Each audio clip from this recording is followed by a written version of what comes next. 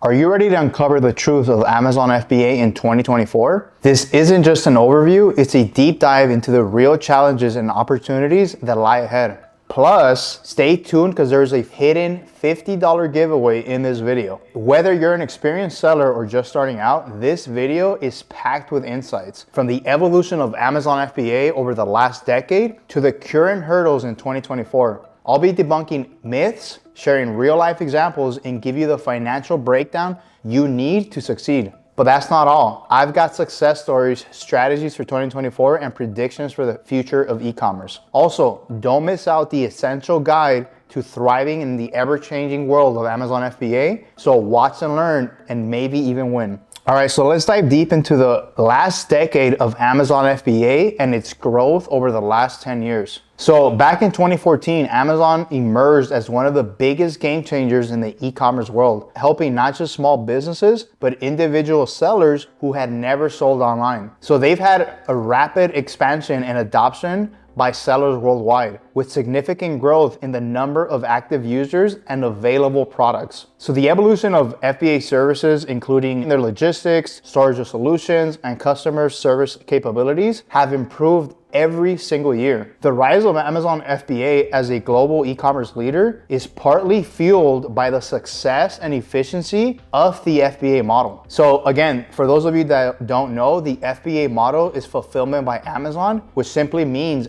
Amazon fulfills all your products, whether you do private label, wholesale, or online arbitrage. Now, the changes in Amazon FBA's landscapes from its inception to 2024, it's been a combination of new policies, fee structures, and in order to grow, you need to adapt to these market demands and operational costs. Because at the end of the day, if Amazon wants to sustain that level, they have to keep changing these policies, right? They have to keep changing their structures, just like any other business. So when you're operating as an Amazon seller, you have to do the same thing, just like you would in any other business. And this increased focus of sustainability and eco-friendly practices, also in their packaging and shipping, make a huge impact on their margins and also obviously customer satisfaction. Because we all know that we look at all those things, right? Whether we're starting a business or within our day-to-day lives, we look at all these minor things that we know are gonna help us and the world around us. So that's the same thing they're doing, right? But they're looking at it more from a business perspective on how to make more money and keep their customers happier. So the expansion of Amazon's global fulfillment network keeps opening up new opportunities for sellers like us. So currently we sell primarily in the US, but there's platforms where you can sell in Canada, Mexico, the UK, Australia, Germany, Japan. The list is pretty extensive. So if you're a new seller and you're wanting to get into these new marketplaces, whether you're in any other country, our coaching program can actually help you with that. And even then, there's a lot of information out there where you can apply all these things in your business so that you can start selling through Amazon FBA. One of the other great things is that technology not only keeps increasing in terms of the output, but the performance of what it can create. Right? And what that means is that what was good before is actually greater today. So example, being able to find products that are profitable, all these softwares that are out there are only going to keep getting better. Also, with the introduction of AI now becoming a very common thing, that's going to make it easier for you as a seller to find loopholes and I would say more tricks up your sleeve that other sellers won't have. So at the same time, Amazon does the same thing. Right? They use AI and all these different tools to help optimize their business, their logistics, warehousing, using robots now to move products around in the warehouse, different things like that. So the current state of Amazon FBA in 2024 is highly competitive, right? It's a highly competitive environment with significant increase in the number of sellers and products increasing every single year, every single month. So their enhanced focus and customer service experience with faster shipping and improved return times is actually gonna want more buyers like us wanting to purchase more on Amazon, right? Because when you know you can get a product within a day versus 3 or 4 days, you're more likely to buy from Amazon. And when you combine all these things, right? The integration of all this new cutting edge technology for predictive analysis, and helping you as a seller optimize your inventory and sales strategies is only gonna improve your business and help you make more money, right? Again, we need to do the same thing as sellers that Amazon does as well. And as long as you do that and you have the right path and guidance, it is very easy to actually be able to optimize your business within Amazon or really any other industry. So some of the growing challenges right now are related to supply chain management. So Amazon has gotten very strict when it comes to knowing where is your product coming from, right? The best way to really do it is going directly to the brands, because if you have an invoice from this specific brand, they know that you bought it directly from them, so they know the product is legitimate. That is the biggest change that we have seen as sellers, both for my clients where I help them manage their store and also for my coaching students, is that Amazon, again, their terms of service are gonna keep getting stricter because they want the end customer to be happy. If the customer's happy, they will keep shopping on Amazon. If they keep shopping on Amazon, they're gonna make money and we're gonna make money, right? So we all win in this, and that's the reason why it gets harder. Is because they need to keep out competing everybody else, because if not, the competitors are going to catch up. So here's some highlights of competitive advantages that you can apply. The surge in new sellers has led to an intense competition in popular categories. So you have to know how to negotiate with these brands so that they give you exclusive rights. Now you are able to become not just a bigger seller, but a more profitable seller. Some of the strategies that stand out is focusing more on niche markets, offering unique products, and enhancing the brand visibility through targeted marketing. So let's say, for example, you wanted to do pet supplies. If you can become very good at optimizing listings with pet supplies and in the pet market, you can then market to all these different brands and be like, hey, I specialize in this specific niche. And if you give me the chance, I can take over all the listings, optimize the listings, run ad campaigns, and then now they give you exclusive rights to sell their products. So you have to be able to know how to differentiate yourself from the thousands and thousands of sellers out there. Now, some of the downsides though is the impact of changing all these policies and fees. So there's good and bad in that. The good thing is that Amazon regularly updates the Amazon policies and fee structures. So that could affect your profit margins and operational strategies. But if you're on top of that and you know it by heart and you're monitoring every single day, it's not enough where it's gonna take up your time all day, right? But once you have a really good understanding of those policies, every new update, you can now implement those strategies and change up the strategy within your current business model to make more money.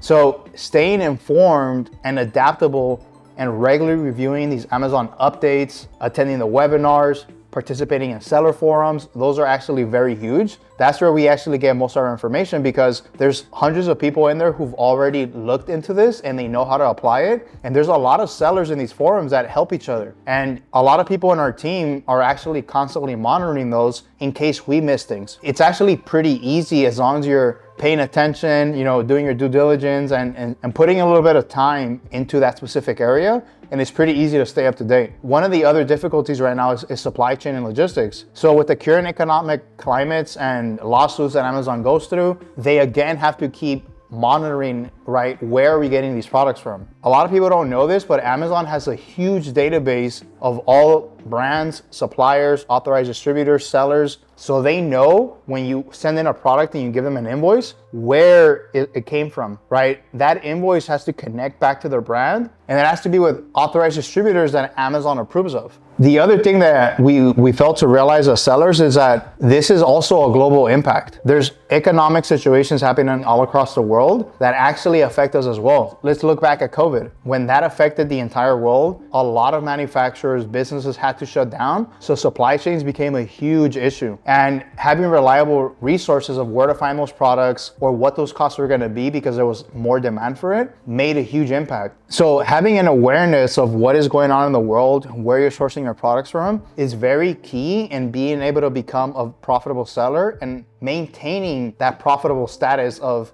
hey, my business is actually profitable. Because many things around the world, but primarily here in the US, will affect you, or depending in the marketplace that you're selling on, right? Whether that's Canada or Mexico or any of the other ones that I have mentioned. I'm sure you guys have heard this before, but being resilient in what you do is one of the major key factors in having a profitable business, and a business that's not just profitable, but that you can actually scale. You're gonna go through so many hurdles, whether it's inventory management, software, or shipping costs, that let's say, for example, the shipping company lost your product. If you're not resilient and knowing how to adapt and shift so that those things don't continue happening, or maybe even just having the attitude towards, hey, it's okay, I'm gonna fix this, is gonna play a huge hurdle in you actually becoming a huge seller on Amazon. Now, one of the other major challenges is actually maintaining that profitability. So I mentioned that earlier on in the video, and one of the key things is really balancing your operational cost, competitive pricing, and also the increasing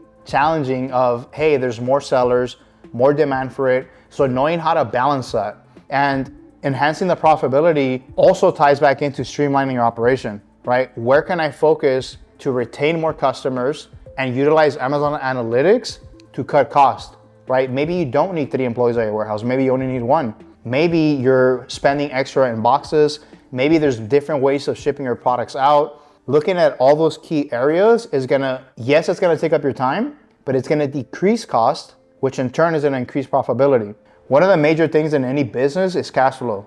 If you start running short on cash flow, your business will suffer and potentially you could go out of business. And one of the next things that we're gonna be looking at now is the misconceptions of Amazon FBA and what the actual reality of it is. So let's go ahead and debunk some of these myths that you guys have probably heard. So for example, there's a bad misconception out there that Amazon FBA guarantees easy passive income. Look, at the end of the day, no business is passive. Even real estate isn't passive. If you have a portfolio of properties and you have to make sure that the renters are paying, that they're paying the bills on time, what if the tenant leaves, what if you have to fix something, right? It's never truly passive. If you have a management service company, yes and no, it could be a lot more passive, but there's still communication, there's still meetings and different things like that need to happen. The same thing goes with Amazon FBA. You can systemize your business in a way where you have the employees doing all the research, finding the right products, managing the listings, making sure that you're selling. But if you want your business to be super tight,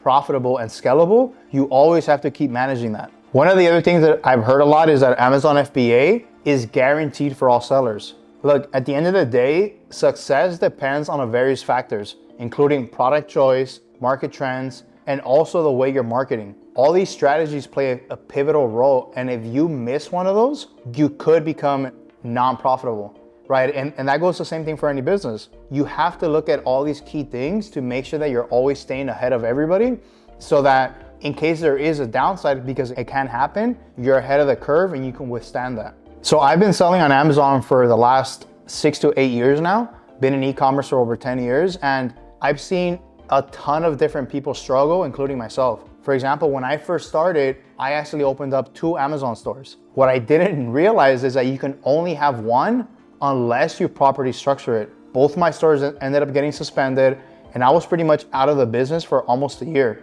Luckily though, because I had that resilience, I kept digging and looking how to get my stores back.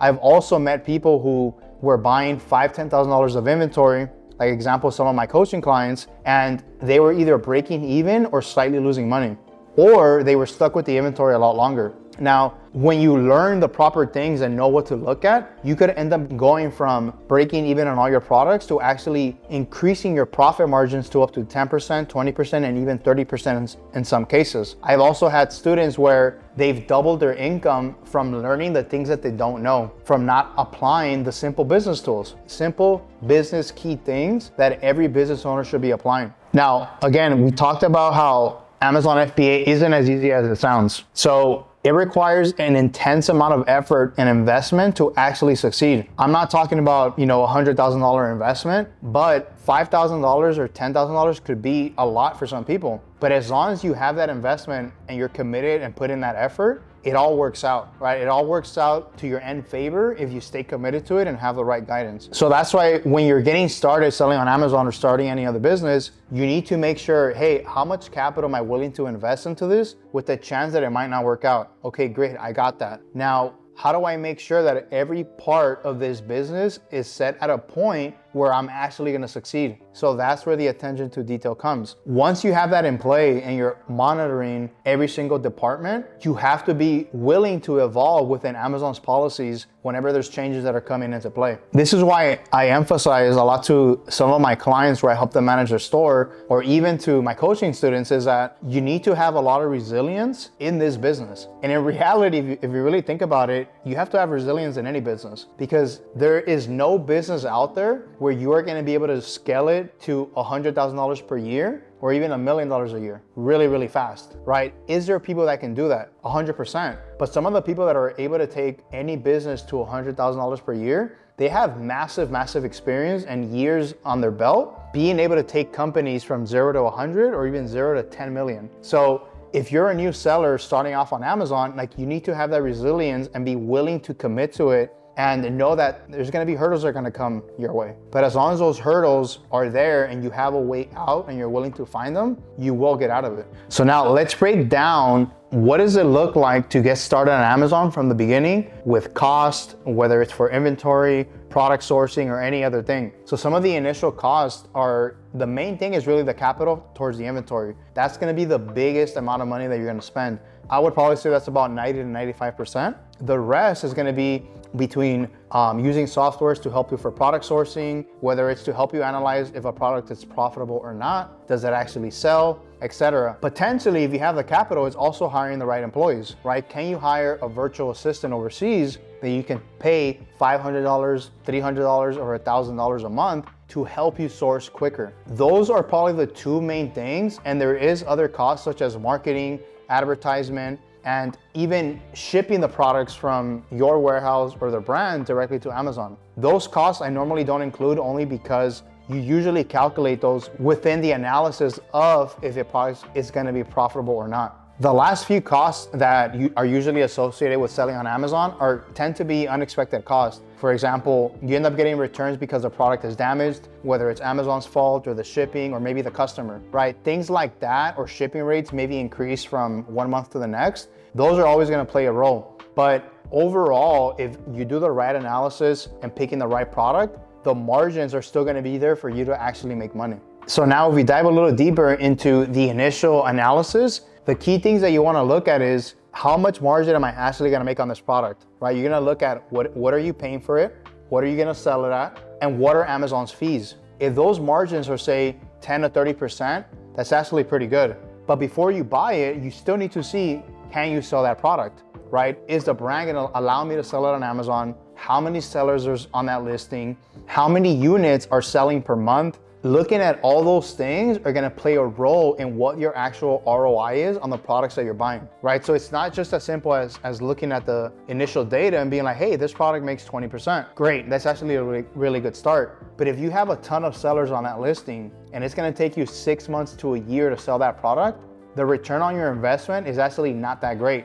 because now you're making maybe 10%, but it's taking you 6 months to make that money. When there's products out there where you can make 10% every single month, right? If you have $10,000 in inventory, that's $1,000 in profit every single month versus $1,000 in profit every 6 months. This is why when you're looking at that data, you have to be able to budget and do some financial planning on knowing, when is this money gonna come back to me so that I can buy more inventory? And do I have to keep paying, whether it's my employees or my office or my warehouse or anything like that, and actually know that you're gonna be profitable, right? Because one thing is looking at, is this item profitable and how quick of a return am I gonna get? And then it's your operational cost, right? The first one is your cost of goods. The second one is the operational cost. It could be softwares, it could be warehouse, it could be employees. When you're starting out, you normally don't need much of that. So when I first started, like, I was literally shipping stuff out of my mom's house. And most sellers, when they start off, that's kind of how they start off, right? You're saving that money and really just buying the supplies, like for example, the packaging, to ship it to Amazon. There are some brands and authorized distributors out there that will ship it for you. So if you can become super proficient at finding the right brands, the right authorized distributors, and knowing how to do product analysis, you can actually become 100% virtual. I know of sellers that are selling over $10 million a year and they don't even own a warehouse or any employees here in the States, right? So imagine you only have virtual assistants and all they do is research the products, and then that authorized distributor or brand ships it directly to Amazon. Their margins are probably less than if you had your own warehouse, but at least you don't have to worry about the operational cost, right? That's one less thing to worry about. So you have to figure out like what approach you want to take. Would you rather take slightly less profit, but knowing that you don't have to handle any of those logistic issues or warehousing issues, right? It's really as simple as like, hey, I'm gonna go on my Amazon seller store, create the listing, give the supplier the shipping labels, and they ship it for you. It really could be that simple. But again, that takes a lot of time and experience and willingness to continue learning and applying everything that you're learning. So earlier in the video, I talked about some of the success stories that either my coaching clients had or that I had, or even my management service clients, is that they went from barely breaking even to actually making money. And again, this ties back to a lot of the things that I've already mentioned, right? A lot of times it really comes just to the details of like what you're not looking at. So for example, I had a student who bought a product before he came on as a client. He bought a product because the product was selling at $30 a unit over the last 3 months. But what he failed to see is that that product historically sells at $23, $25. Those $5 are gonna make a huge impact on your return, right? So looking at small things like that would have then told you, hey, maybe this product is actually not good, right? Maybe I need to get a bigger discount from the supplier so that in case the price drops from 30 back down to 23, 24, 25, I will still be profitable. So if you look at that example right there, there's already 2 or 3 things that any average seller or new seller could have missed. They didn't see that the product had been selling for only $30 for 3 months. They also didn't see that they could negotiate the price with the supplier, whether it stays at 30 or not. Because if it stays at 30, you're actually gonna make a lot more money. And then the third thing is, now that you know all these things, you can then project how much you're actually gonna make and how much is gonna come back and how quick it's gonna come back. So notice how that one bad miss literally creates this trickle effect in a negative way. But luckily, the same thing is in the opposite. Those small tweaks can help scale your Amazon business. And again, I'm sure you guys have heard of this. It's the same thing in any other business, right? The attention to detail and how you do things and how they're set up is gonna play a pivotal role in you actually making money. So let's keep talking about more strategies that we're currently seeing in 2024. When you're selling on Amazon and really any other business, I pinpoint Amazon a lot because in my experience, I've noticed that Amazon changes so much that if you become really good and resilient at being able to adapt when these changes are happening,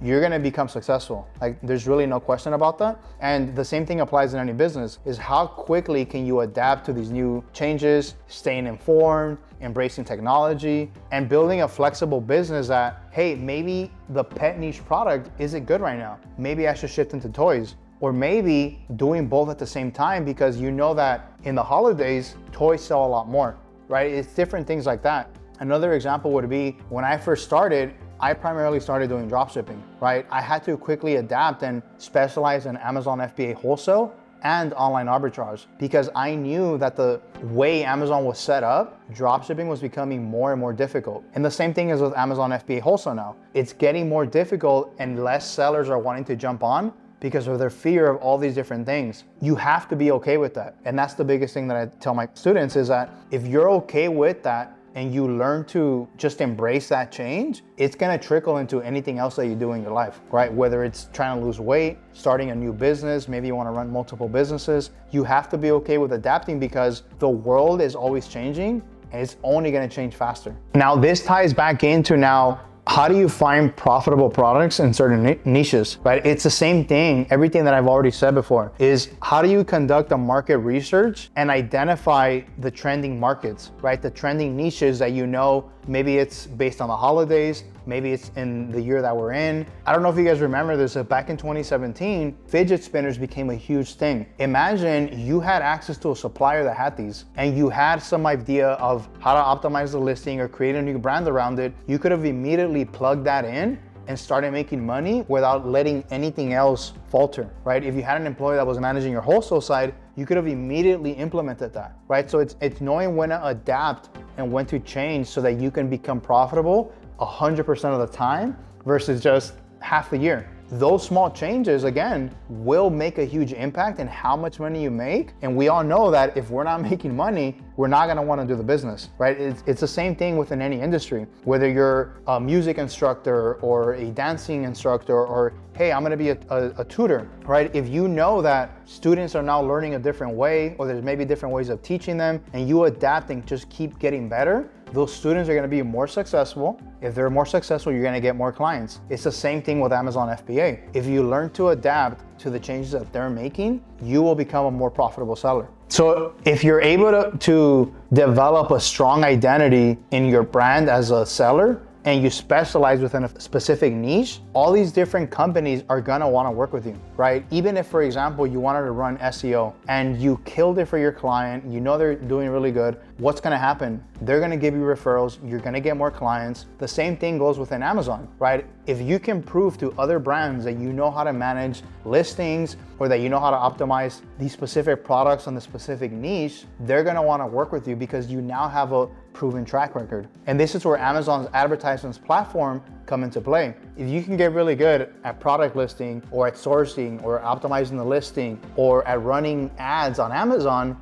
you can use all those skills and tell these new brands like, hey, I'm really good at these pet supplies. I know what people wanna see. I know the way they look at it. I know the way they care about their pets. And you can now target the right audience within optimizing the listing, running the ads, etc. Now let's go back more into software and financials. This business requires you to be good at all of them. Now, don't get freaked out. You don't have to become a master at them all, but you do need to get really good at them at a certain point. If you can get good at all of them faster, then that's great. So for example, knowing how to project your sales and how much profit you're gonna make, Amazon actually has a lot of tools and analytics that you can look at to be able to dictate how much you're selling, how much are you gonna sell, how much money you're gonna make, and now that's gonna give you feedback to know, hey, you know what, I can buy more inventory. And as you're optimizing that and you have more inventory, it's gonna create a demand within your customer base to wanna continue buying from you. And what is that gonna do? If they know that they're always buying from you